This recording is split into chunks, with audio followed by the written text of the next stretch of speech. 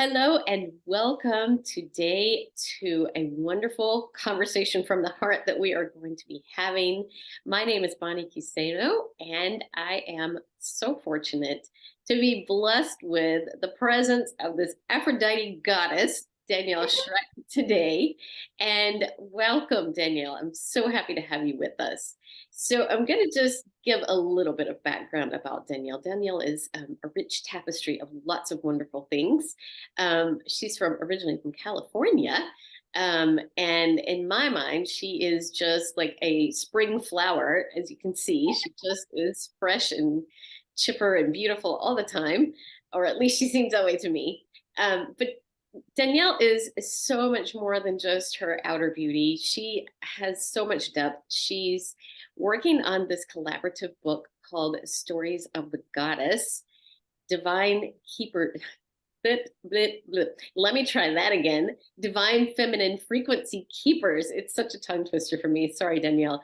So it's Stories of the Goddess, Divine Feminine Frequency Keepers. Wow, what a powerful name that is, right? And in addition to that, Danielle does several different healing modalities, and it's amazing. And she's getting ready to begin studying a new modality. She's obviously constantly in flux and growing and expanding herself, which is just wonderful. We'd love to support that. And so, Danielle, welcome and thank you so much for coming today. Wow, thank you, Bonnie. That was such a beautiful introduction. I feel so honored to be here with you. And yeah, let's get to it. I'm really excited to be here. I am excited too. It's just such a fun time because correct me if I'm wrong, I do believe the pre-release of this book, Stories of the Goddess, is coming up March 23rd, correct?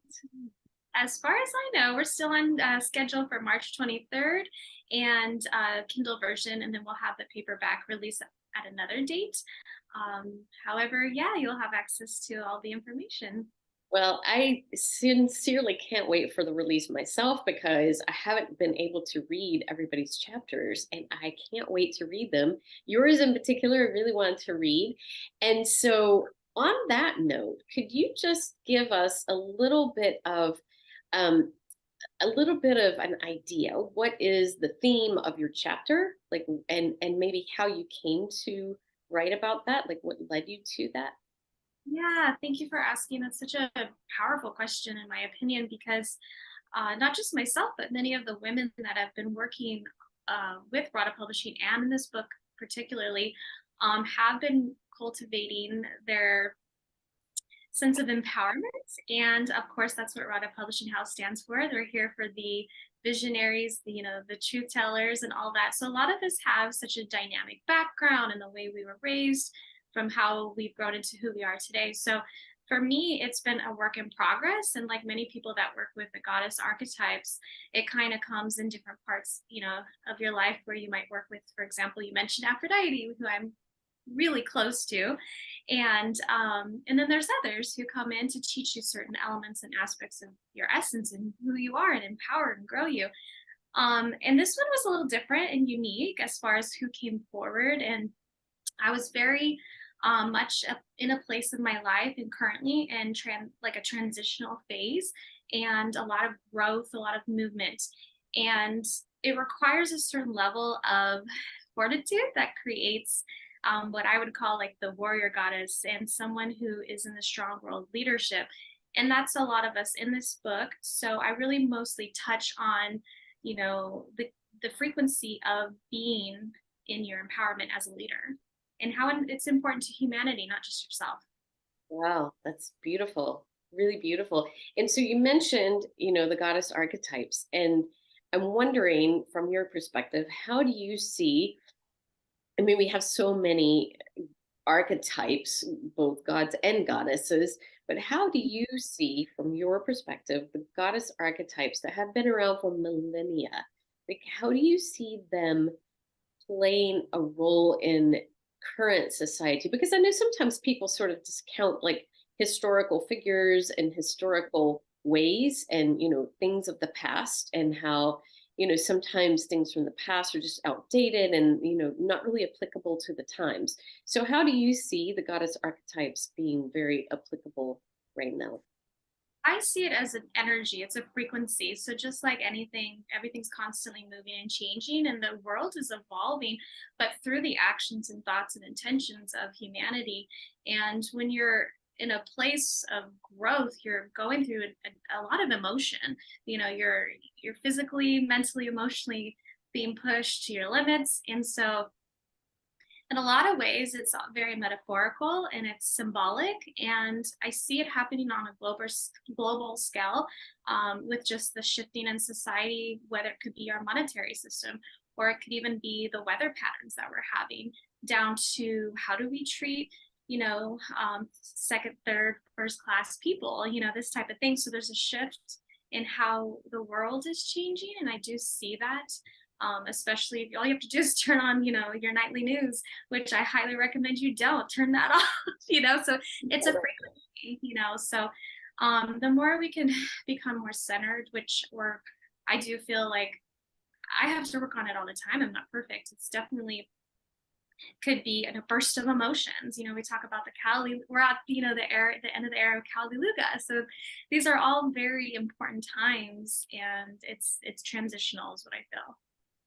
And so I don't know if you particularly have a lot of experience with like teenage girls, but you were one at one time.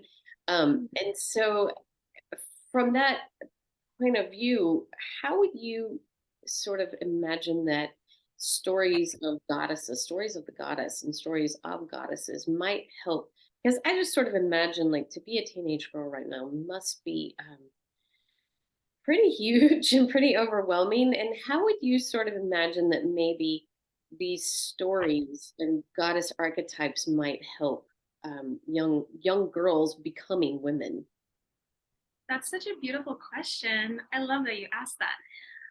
Well, the way I feel about it is we are, like, in a way sharing a piece of ourselves as the human aspect and our empowered self.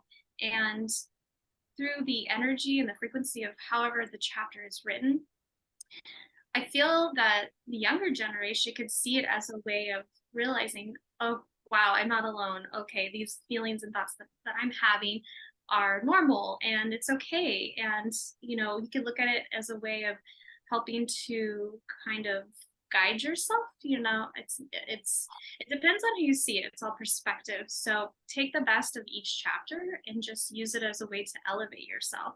I didn't in this particular chapter, I didn't make it really about me directly as Danielle. It was more of a message, just something that just came through. It's simple, sweet, and to the point.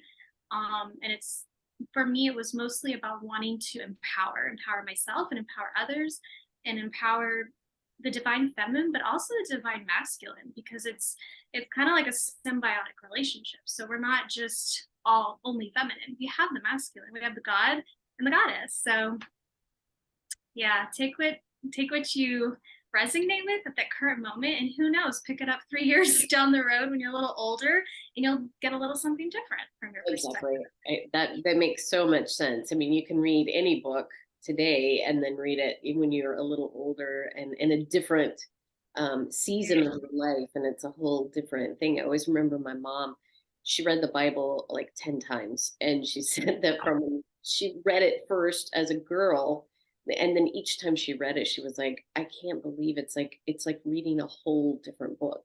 So Mhm. I Yeah. think, not to necessarily compare this book to the Bible, but I think that that sort of idea that, reading something again and again and again can certainly fuel us in different ways each time we read it, depending on where we are standing, in our shoes at that moment. So thank you for pointing that out.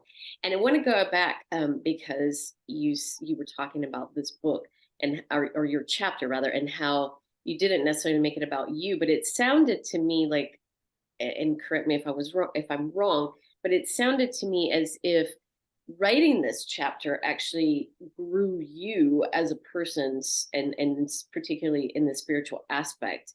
Would that be true? And if so, can you expound on that a little bit? Wow, you're such a great listener. That was a beautiful question. Yes, it definitely grew me. It helped me to recognize that part of myself that wanted to step more into the role of leadership and being empowered in my sacred space. And others too, empowering others. So, sorry, what was the second half of the question? I lost my train of thought.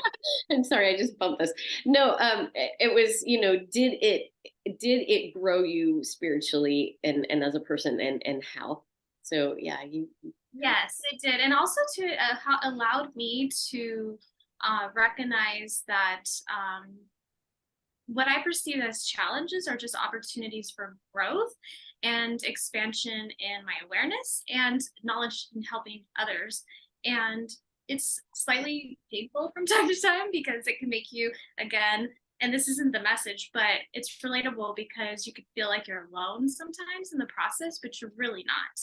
And yeah, it kind of gave me, I guess you would say, the courage to go after more of the things that were important to me and having the courage to step into that. And I'm still kind of working through that right now.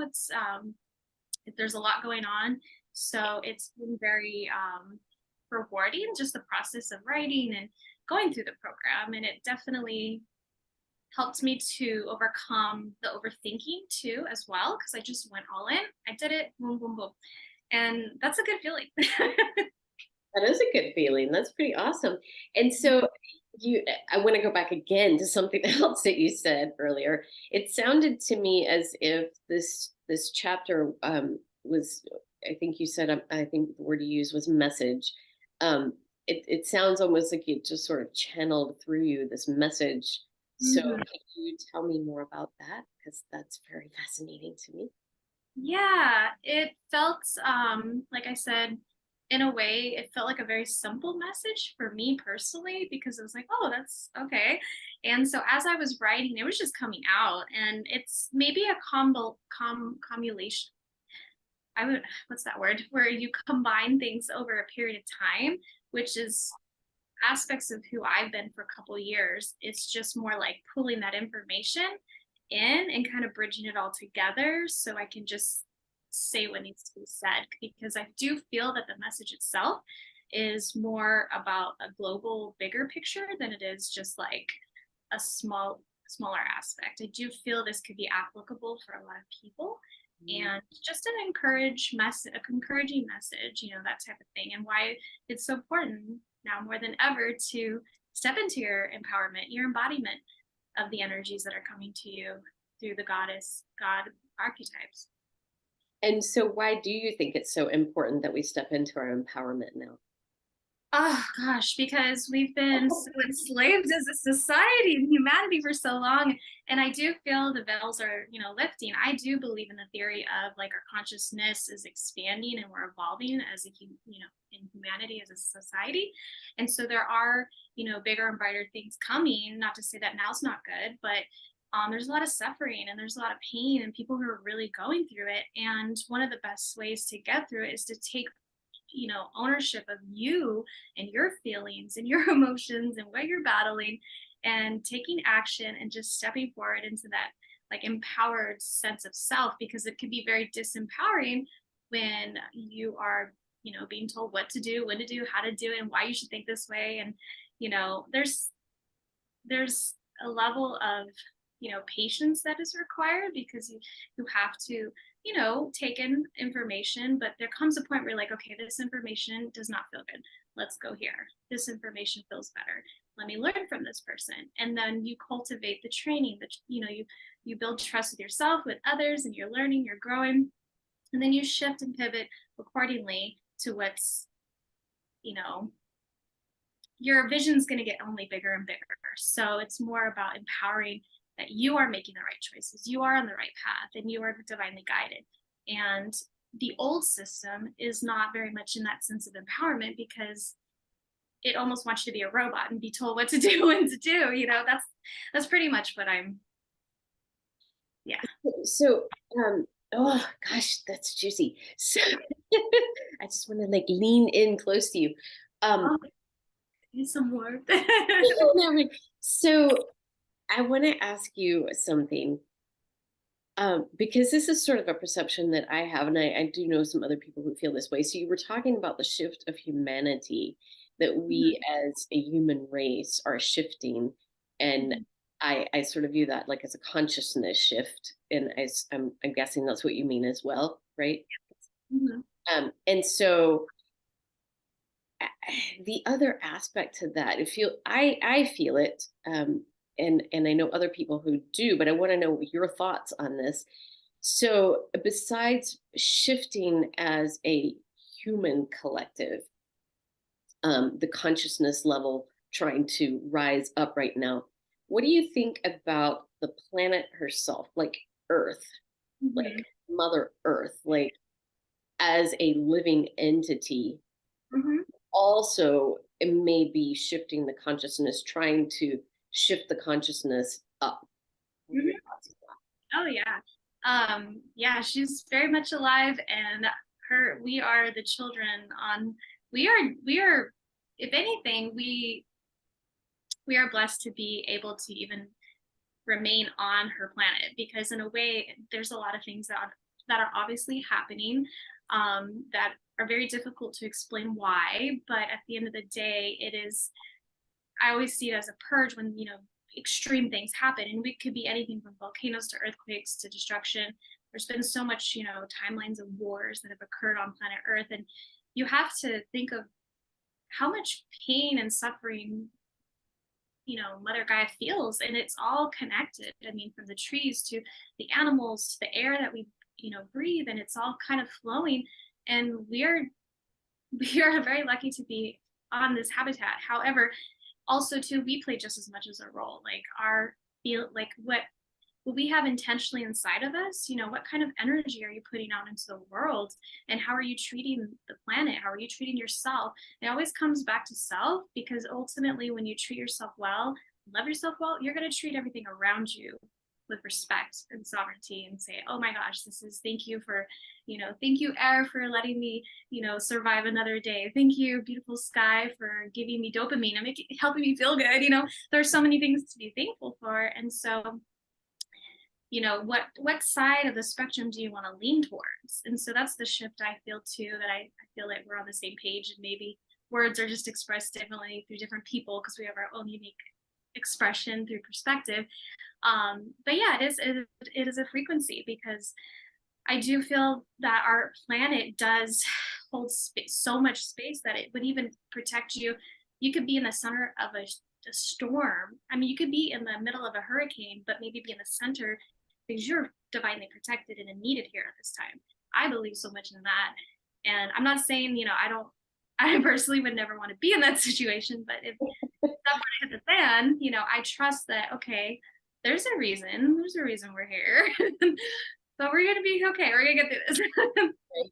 So on that note, I'm thinking as I'm listening to you, and thinking about the planet, and the shifting, and how we are a part of all that, and how, like you said, we what thoughts we're putting out, what actions we're putting out, like affects everything, and it affects all of that. And Right. so my mind went immediately to sort of the Eastern medicine Mhm, way of thinking, where you have these five elements that all exist on the planet, mhm, and fire, earth, metal, water, wood, or whatever the Indian one that's just not coming to my brain right now, but it's the same thing anyway. um and that we are made up of all of those aspects, and I know for the Western mind that's a little bit tricky to understand, but mhm. skipping the understanding it, let's just jump to, let's take that as an example. If we are made up of all those same five elements, just as the planet we are living within, and I kind of think of it as we live in it rather than on it, um, Yeah, because I did say on, didn't I? No, you know what? I agree with you on that. And so sometimes even my own words I have to correct. And that's I'm okay. always, I say it too sometimes because we're accustomed to that, you know. yeah, But just exactly. like you and I have like an aura, or we have a, however you want to look at it, there's something around us that isn't visible. I think the earth does too. So that's why I kind of see it like we live in the earth, not exactly on the earth. Um, Right. but of course, if that five element concept, exists, and it does exist,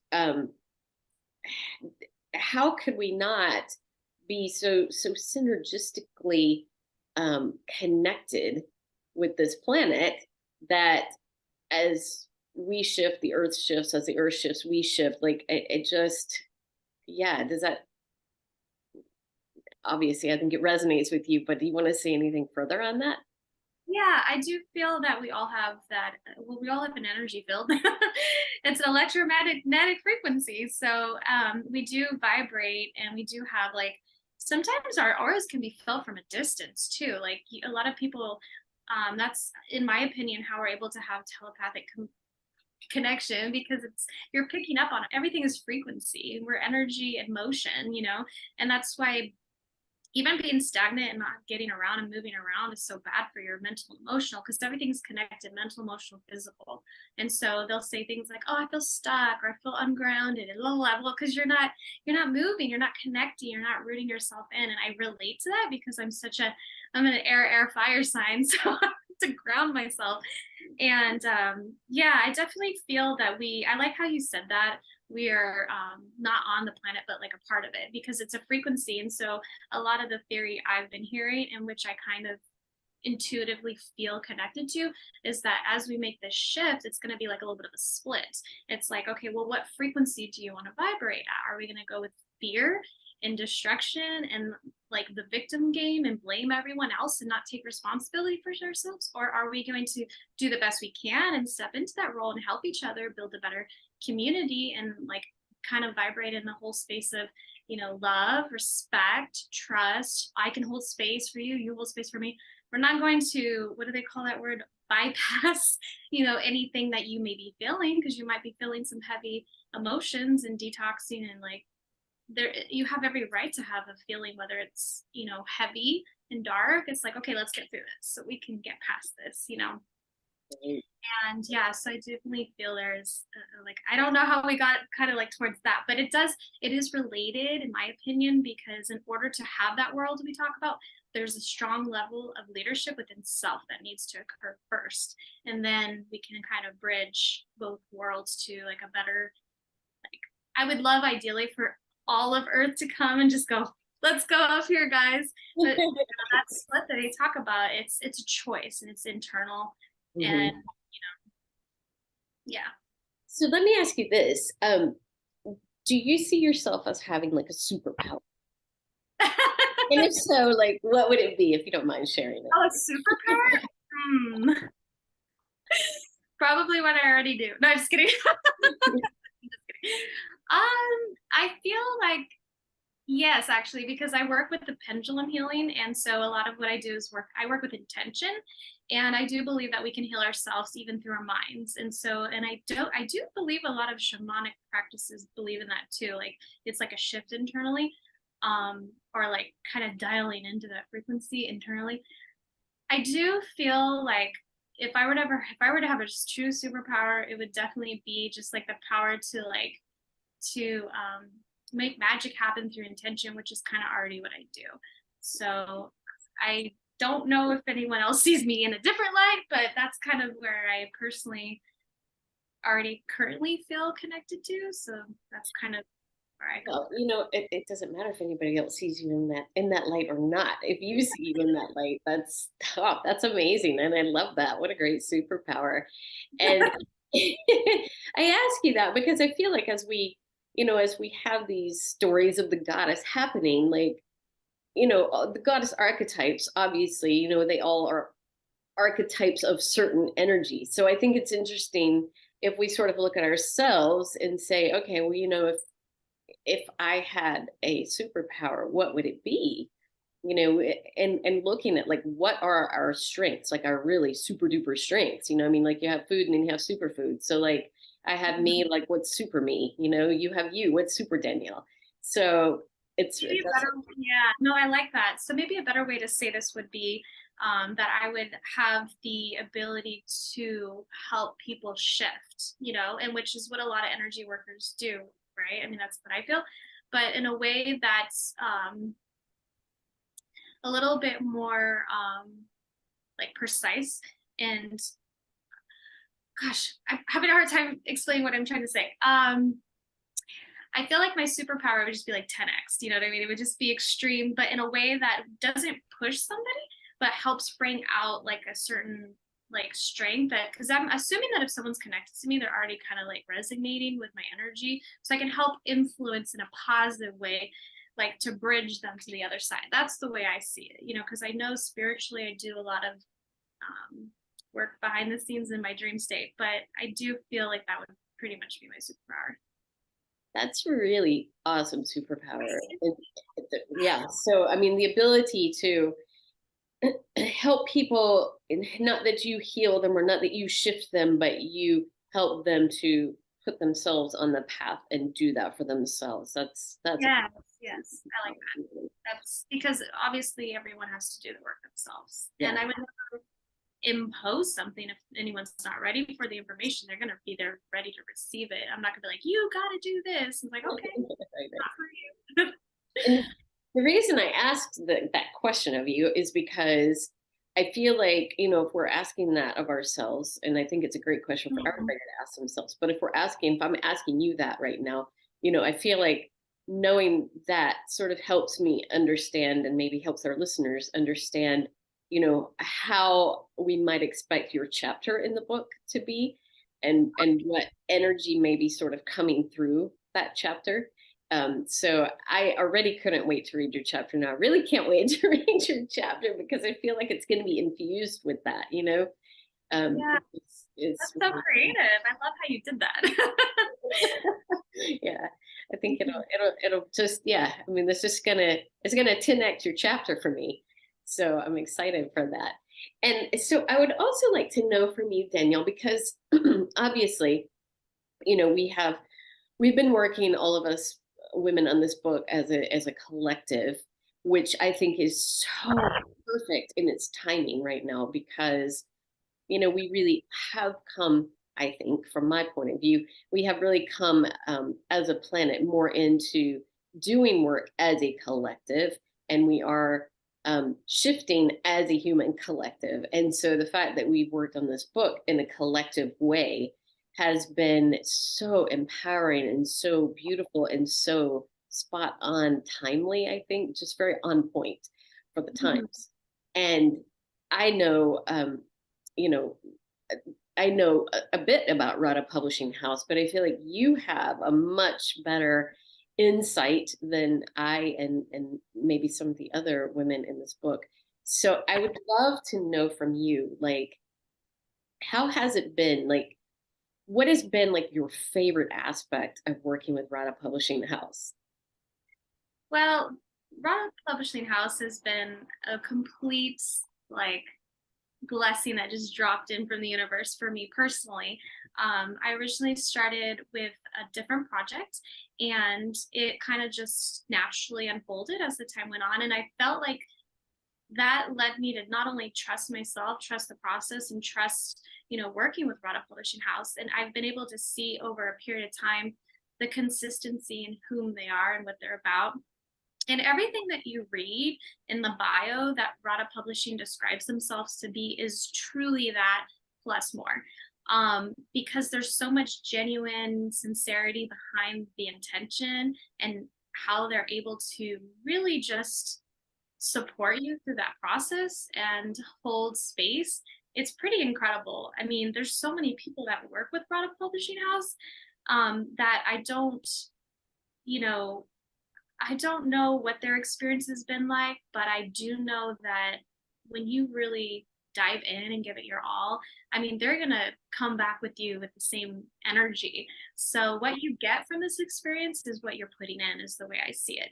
So, if you're, say, in a book that's a collaborative book, and, you know, the press releases are coming out, the videos and all this, and the support that they offer, if you don't step into that role, you're not going to get much back. You may not hit number one, blah, blah, blah. And then at the end of the day, whose fault is that? And what I'm realizing is the more you give, the more you're going to get in respect. And so, what I mean by that is, you'll get seen on platforms, invited for interviews, hit number one. everything is so possible. There's no limit.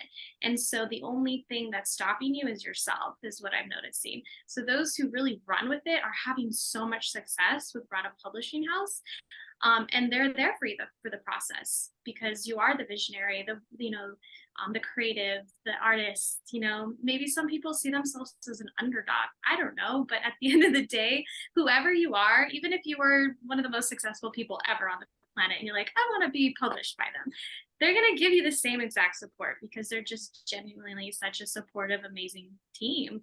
And so I feel that working with Rada Publishing House gives you a unique experience of being able to be so much a part of the process in a way that is empowering. They're not just like, we're going to do it all for you, and then whatever happens, happens. Like, no, we're going to help you and be there side by side. And we're not going to take anything away from you. We're going to only support and encourage you as much as you're willing to go.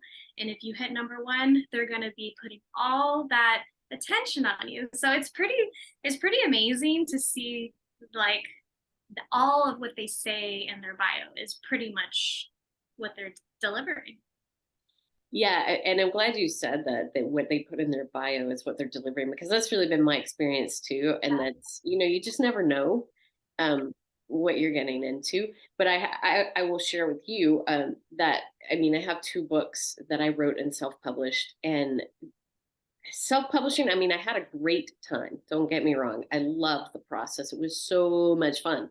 However, working in this arena where it has been a collaborative effort and where I do have a publishing house behind me has been so much easier.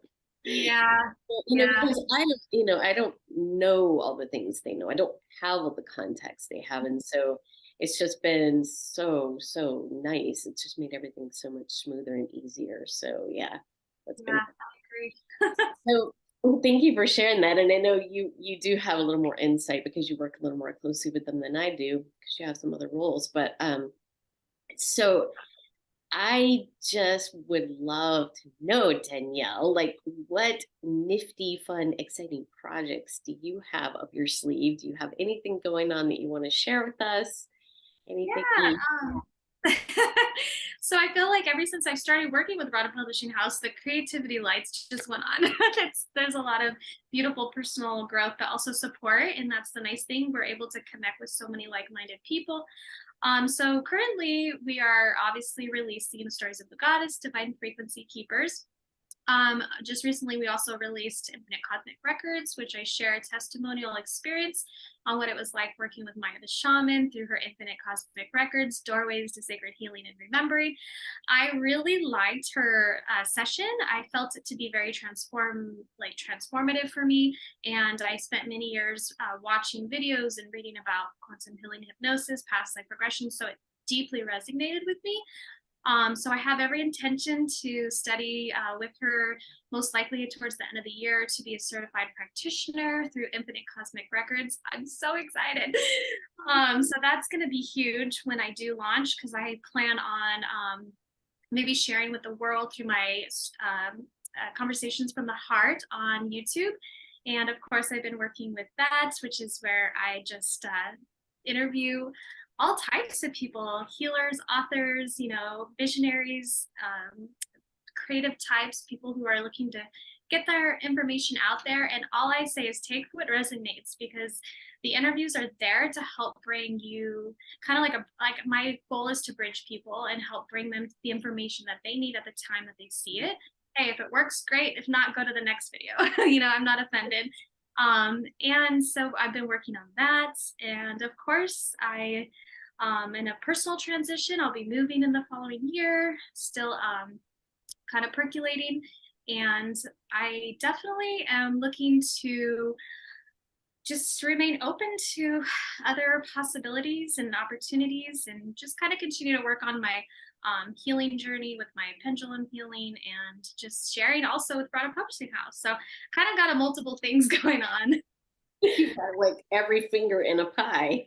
I do. But I love it. It's fun. I do it all from the heart. I never really it's a pleasurable experience for me. It's not anything that I don't feel is a waste of time, or where I'm questioning my life. So I'm very happy. Well, I'm kind of thinking if there's anybody out there who's been waiting on the muses to strike, they might not be having them strike because they're all striking you right now. They're like, Danielle. So awesome, Danielle. Thank you so much. And so, could you just give us, I don't know, someplace, if you want to just give us a shout out of some place to find you? I'll post, obviously, but if you want to just give us a shout out of where we can find you or your Yeah, videos. thank you. So I don't have my own website just yet, but you can find me on YouTube, Conversations from the Heart. And I do have an Etsy account that I don't always promote, but it's similar, Aphrodite Heart Vibes, and also Instagram, aphrodite.heart.vibes. Awesome. Thank you so much, Danielle. And thank you so very much for taking the time to sit down with me today. And I feel like I've gotten to know you somewhat through this project, but today I feel like I've just gotten to know you even better. And that has been such a delight from beginning to end. And today has just been sort of a cherry on top. So thank you for that. And I really can't wait to share this wonderful book, Stories of the Goddess, Divine Feminine Frequency Keepers, with everybody. And yes, like Danielle said, the pre release is March 23rd. And definitely, as soon as we get some links, they will be popping up here. So please, if you're hearing this ahead of time, come back and look for the links because you really don't want to miss this book. It is just going to be divine. No pun intended, but it really is going to be divine. So, thank you so much, Danielle. And thank you, everyone, for watching. And we look forward to journeying further along the path with you, Danielle, and with all of you in the audience. Thank you so much. Thank you. Blessings.